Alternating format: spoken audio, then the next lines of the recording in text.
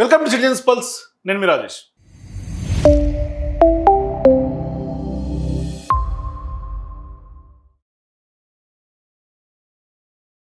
బోనాల సందర్భంగా పెద్ద ఎత్తున చాలా అత్యంత ఘనంగా జరుపుకునే ఉత్సవం.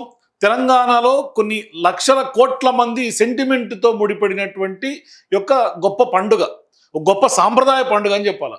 మరి ఈ సందర్భంగా ప్రభుత్వం ఇందులో కూడా ఫెయిల్ అయిపోయింది అంటే దీన్ని ఎట్లా అర్థం చేసుకోవాలా?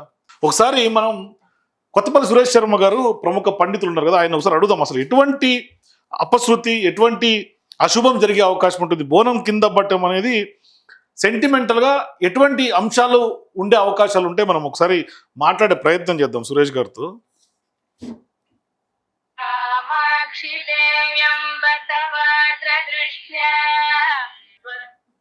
హలో సురేష్ శర్మ గారు, నమస్తే. నమస్కారం రాజేష్, చెప్పండి. గురుగారు నమస్కారం. ఏం లేదు, అంటే నిన్నటి నుంచి చాలా బాధాకరమైనటువంటి పరిస్థితులు తెలంగాణలో నెలకొంటున్నట్టు కనిపిస్తున్నాయి. ఎందుకంటే చాలా ప్రతిష్టాత్మకంగా ప్రభుత్వాలు చేస్తున్నటువంటి బోనాల పండుగ, తెలంగాణ సాంప్రదాయకంగా చేసుకునే పండుగలో కూడా అపశృతులు చోటు చేసుకోవటం, కొంత అమ్మవారికి నైవేద్యంగా పెట్టే బోనాలు కింద పడిపోవటం, శివశక్తులు శాపనార్థాలు, ఇవన్నీ వేటికి సంకేతం? అంటే కలికాలంలో ఇట్లా జరుగుతున్నాయా, లేకుంటే ఎందుకు ఇవి జరుగుతున్నాయి అంటే అంటే ఎటువంటి దానికి సంకేతంగా మనం దీన్ని చెప్పొచ్చు గురుగారు? రాజ్యములో సహజంగా రాజు పాలనలో ఏదైనా గ్రహవశాత్తు గాని లేదా తన సామర్థ్యవశాత్తు గాని ఏదైనా తప్పులు జరుగుతున్నప్పుడు అవన్నీ కూడా ఆ రాష్ట్రం కావచ్చు, రాజ్యం కావచ్చు, అంటే పూర్వం రోజుల్లో రాజరిక వ్యవస్థ ఉన్నప్పుడు అందులో జరిగేటువంటి అతి ప్రాచీనమైనటువంటి ఉత్సవాల్లో కానీ లేదా ఇప్పుడు మనం బోనం పెట్టుకున్నాం అటువంటిది కానీ, పూర్వం రోజులైతే దేవస్థానాల్లో ఘటాభిషేకాలు జరిగే సందర్భంలో ఆ ఘటాభిషేకాల్లో ఆ కుండలు, మట్టి కుండలు అభిషేకానికి ఎత్తుకుపోయేటువంటి సహస్ర ఘటాభిషేకాల్లో ఆ కుండలు సడన్ గా పగిలిపోవడమనో, తట్టుకొని, లేదా ఆ యాగశాలలో తగలబడిపోవడము, ఇట్లాంటివి చాలా జరిగినప్పుడు అది రాజుకు అరిష్టం అని చెప్పి స్పష్టంగా మనకి ఉంది. అది భారతంలో కూడా శాంతి మౌసల పర్వాల్లో ఆ భీష్ముడు ధర్మరాజుకు చెప్పినట్టుగా కూడా మనకి స్పష్టంగా భారతంలో కూడా ఉదహరించారు. రాజుకు అరిష్టకారమైనటువంటివి ఏమిటంటే ప్రజల్లో తిరుగుబాటు, ప్రజల్లో నిరాశ, నిస్పృహలు ఉన్నప్పుడు వారి యొక్క వేదనే భగవంతుడి రూపంలో కొంత వస్తుంది అని.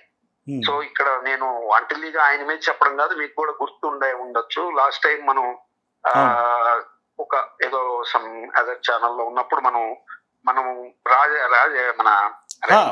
ముఖ్యమంత్రి అవుతారని కూడా చెప్పారు కదా మీరు అప్పట్లో. స్వయంగా ఆయనకే చెప్పాను, ఎవరికి, రేవంత్ రెడ్డి గారికే మీరు సీఎం అవ్వబోతున్నారని చెప్పాను. అయితే ఆ సమయం చెప్పిన సమయంలో, అప్పుడు తర్వాత తెలిసిన తర్వాత మీరు నన్ను ఇంటర్వ్యూ తీసుకున్న సమయంలో మరి రాబోయే రోజులు ఎలా ఉంటుంది రేవంత్ రెడ్డి గారి పరిపాలన అడిగినప్పుడు నేను చెప్పాను, కమింగ్ 26 కు ముందు ఆయనకి కొంచెం టైం బ్యాడ్ లో పడుతుంది, అక్కడి నుంచి కొంచెం జాగరూకతగా ఉండకపోతే కొంచెం ఆయనకి కూడా ప్రభుత్వాల్లో ఇబ్బందులు వస్తాయి, చాలా ఇబ్బందికరమైన పరిణామాలు ఏర్పడతాయి.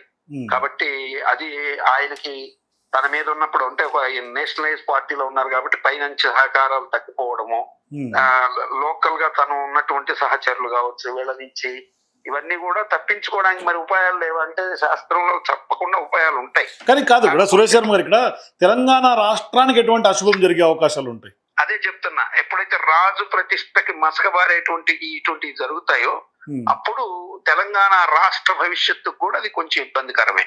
అంటే ఫైనాన్షియల్ గా కానీ అనుకున్నవి జరగకపోవడం వల్ల ప్రజల్లో నైరాశ్యత గాని, ఇంకో కొన్ని నేరాలు, కొన్ని అదుపు, అంటే శాంతి భద్రతల్లో పోలీసు వాళ్ళ వైఫల్యం అని నేను అనలేదు, కానీ పోలీసు వారి యొక్క వాళ్ళు కూడా పాపం, సపోజ్ మనం లెక్కేస్తే 600 పర్సన్స్ కు ఒక పోలీసుతో ఉన్నట్టుగా ఉన్నది యాక్చువల్ గా.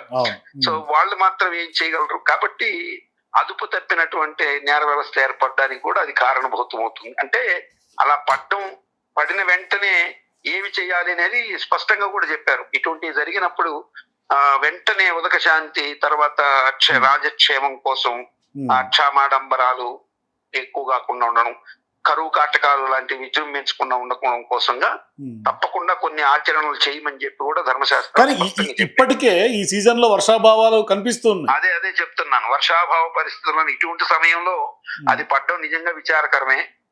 మనం ప్రజల క్షేమం దృష్ట్యా రాజు ఇమీడియట్ గా ఇటువంటి వాటిల్లో తక్షణం ఏంటంటే దానికి ఉదక శాంతి ఇటువంటి కొన్ని శాస్త్రంలో చెప్పబడినటువంటి కొన్ని మార్గాల్ని ఆయన అన్వేషించుకొని చేయించుకోవాల్సిన అవసరం అయితే కానీ తెలంగాణ భవిష్యత్తుకి అయితే ఇటువంటి వ్యవహారాలు జరగటం అంటే వాళ్ళు శాపనార్థాలు పెట్టడం, జోగినీలు శాపనార్థాలు పెట్టడం, అదే మరి ఇప్పుడు ఎప్పుడు చూడనటువంటివి. యాక్చువల్ గా శివశక్తులు అనేటువంటి వారు సాక్షాత్తు భారతీయ పరమేశ్వర స్వరూపంగా చూస్తారు, అంటే అర్ధనారీశ్వర స్వరూపంగా. అట్లాగే పోతురాజు కూడా ఆగ్రహంతో ఊగాడు, మీరు అది గమనించట్లేదు. పోతురాజు కూడా ఊగిపోయాడు. శివశక్తులు శాపం, వాళ్ళ జోగిని శాపాలు అవి వేరైతే డైరెక్ట్ గా పోతురాజు ఆగ్రహంతో ఊగిపోతూ మౌనంగా ఉన్నారు. పోతురాజు మాట్లాడితే కొంచెం అరిష్టాలు తగ్గుతాయి. పోతురాజు ఆవేశంతో ఊగడం మాత్రమే చూశాను నేను. సో పోతురాజు ఆవేశంతో ఊగుతున్నాడు అంటే ఇది కూడా కొంత ఇబ్బందికరమే, అది గ్రహించాలి. అంటే ఈ వ్యవస్థ ఇవన్నీ కూడా ఏంటంటే మనం అనుకుంటాం మరి వీళ్ళంతా మనుషులే కదండి అని, కానీ దైవిక శక్తుల యొక్క ప్రభావం నిస్సంశయంగా ఆ సమయంలో వాళ్ళ మీదకి వస్తేనే ఆ రంగంలో ఆ భవిష్యవాణి గాని అట్లాగే శివశక్తుల మీద అర్ధనారీశ్వర ప్రభావాలు కానీ కనపడతాయి. కానీ భవిష్యవాణి చెప్తున్నటువంటి స్వర్ణలత గారు కూడా స్పష్టంగా మీరు నన్ను ఆగ్రహం తెప్పిస్తున్నారు, విగ్రహ ప్రతిష్ట కూడా చేయలేకపోతున్నారు, మీరు నేనే అడ్జస్ట్ కావాల్సి వస్తుంది, మీకు ఇంకా చాలా వరకు విపత్కరమైనటువంటి పరిస్థితులు ఎదుర్కొంటారు, అగ్ని ప్రమాదాలని లేకుంటే వర్షాభావ పరిస్థితులు డైరెక్ట్ గా చెప్తున్నారు ఆమె. అదే ఆవిడ చెప్తున్న దానికి ఈ పడిన సంఘటనకి ఆ రంగంలో చెప్పినటువంటివి కూడా మనం ఆలోచించుకొని మనం రాజన్న వాళ్ళు అప్రమత్తతో వ్యవహరించాల్సిన అవసరం ఖచ్చితంగా ఉంది. అలా వ్యవహరించకపోవడం అనేది తెలంగాణ రాష్ట్రానికి శాపంగా పరిణమించే అవకాశం ఉంటుంది. కాబట్టి తప్పనిసరిగా దీని మీద వారు ఆగమ పండితుల సలహాలు లేకపోతే దానికి సంబంధించినటువంటి వారి సలహాలు, దానికి పూర్తి విధి విధానాలు నాకు మనకు తెలుసు. కానీ ఆయన ఎవరిని సంప్రదించుకోవాలో వాళ్ళని సంప్రదించైనా చేయించుకోవడం అనేది రాష్ట్రానికి, తన కోసం కాదు, రాష్ట్రాలు క్షేమాన్ని దృష్టిలో పెట్టుకుని ప్రజలు సుభిక్షంగా ఉండాలి అంటే ఖచ్చితంగా వెళ్ళకూడదు ఈ సమయంలో. అంటే నేను గొప్పగా చెప్తున్నా, ఇవన్నీ చెప్తూనే ఉంటారు అని లైట్ తీసుకోవాల్సిన సమయం కాదు. తీవ్రమైనటువంటి వర్షాభావ పరిస్థితులకి గ్రహాల యొక్క సూచన కనపడుతున్న సమయం. అట్లాగే అగ్ని ప్రమాదాలు లాంటివి మీరు ఇంకొకటి కూడా ఈ సంవత్సరం మీరు గమనిస్తే, నేను ఇప్పుడే చెప్తున్నాను కావాలంటే గుర్తు పెట్టుకోండి, ఎప్పుడు లేనట్టుగా ఈ రానున్నటువంటి నవంబర్ డిసెంబర్ లో మామూలుగా వర్షాలు ఉంటాయి. కానీ ఈసారి నవంబర్ డిసెంబర్ దగ్గర నుంచి అప్ టు ఫిబ్రవరి దాకా కూడా తీవ్రమైన ఎండలు వచ్చే అవకాశాలు ఉన్నాయి. అది ఎల్నినో ప్రభావం. చలికాలంలో కూడా ఎండలు వస్తాయి. అటు చలికాలంలో ఎండలు ఉష్ణోగ్రతలు 30 degrees పైన నమోదయ్యే అవకాశాలు కనపడుతున్నాయి గ్రహాల ప్రభావం. కాబట్టి ఇది ఇటువంటివన్నీ కూడా మరలా ఇవి ఎక్కడికి పరిమితం అంటే ఇది కేవలం తెలంగాణకే పరిమితం అవుతుంది. అది కూడా చూసుకోండి కావాలంటే. ఇతర రాష్ట్రాలతో మళ్ళీ నేను కంపేర్ చేయట్లేదు. తెలంగాణ ప్రాంతంలో ఈసారి అటువంటి పరిస్థితులు ఉండేదానికి అవకాశాలు ఎక్కువ కనపడుతున్నాయి. థ్యాంక్ యూ సురేష్ గారు. చూద్దాం అంటే మరి ప్రభుత్వం ఏ విధంగా ముందుకు అడుగులు వేస్తుంది, ఎందుకంటే ఒక రకమైనటువంటి ఆందోళన అందరిలో కనిపిస్తున్నటువంటి నేపథ్యంలో. భయాందోళనలండి. ఆందోళన అయితే కొంతమందికి ఉంటుంది, ఏదో జరిగిపోతున్నాడు, కానీ భయంతో కూడిన ఆందోళన, ఆ భయాన్ని తీర్చాల్సిన బాధ్యత ఖచ్చితంగా ఆ రాజ్యాధినేత అంటే ప్రస్తుతం ఉన్న ముఖ్యమంత్రి గారు కావచ్చు, వారి సహచరులుగా వారికి ఉంటుంది ఆ బాధ్యత.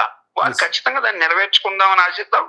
తప్పనిసరిగా నెరవేర్చి తెలంగాణ రాష్ట్ర భవిష్యత్తును కూడా కాపాడుకోవాల్సిన అవసరం ఉందని ఖచ్చితంగా అయితే చెప్పగలను. థ్యాంక్ యూ కొత్తపల్లి సురేష్ శర్మ గారు. సో ఇది కొత్తపల్లి సురేష్ శర్మ గారు చెప్తున్నారు.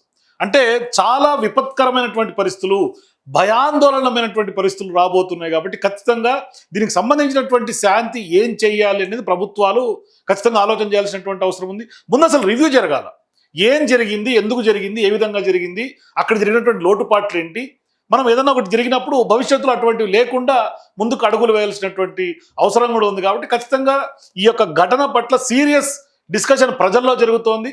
అట్ ద సేమ్ టైం ప్రభుత్వాల్లో కూడా ఏం జరిగింది, ఏ విధంగా ముందుకు అడుగులు వేయాలి, ఎందుకంటే చాలా మందికి, కోట్ల మందికి సెంటిమెంట్లతో ముడిపడినటువంటి అంశాలు. కాబట్టి చాలా జాగ్రత్తగా తెలంగాణ ప్రజల యొక్క సుభిక్షంతో ఉంది కాబట్టి, ముడిపడి ఉంది కాబట్టి ఖచ్చితంగా ఏ విధంగా ముందుకు అడుగులు వేస్తారో చూద్దాం ఒకసారి. మీరు కూడా ఈ యొక్క ఘటన పట్ల బోనం కింద పడినటువంటి ఘటన అయినా, లేదంటే కనుక శివశక్తులు శాపనార్థాలైనా, పోతురాజు గారికి సంబంధించినటువంటి ఆవేశం ఆగ్రహం అయినా, లేదు అంటే ఇందాక అమ్మవారు స్వర్ణలత గారు చెప్పినటువంటి, అక్కడ మాతంగి గారు చెప్పినటువంటి రంగంలో పడినటువంటి ఆగ్రహం, అమ్మవారు ఆగ్రహం అయినా, మీరు ఎట్లా చూస్తారు ఈ ఘటన? ఎందుకు ఈ విధంగా మొత్తం ఇవన్నీ కూడా డాట్స్ కనెక్ట్ చేసుకుంటుంటే ఇటువంటి అపచారాలు, అశుభాలు ఎందుకు జరుగుతూ ఉన్నాయి? మీ అభిప్రాయాల కింద నాకు కామెంట్స్ చెప్పండి.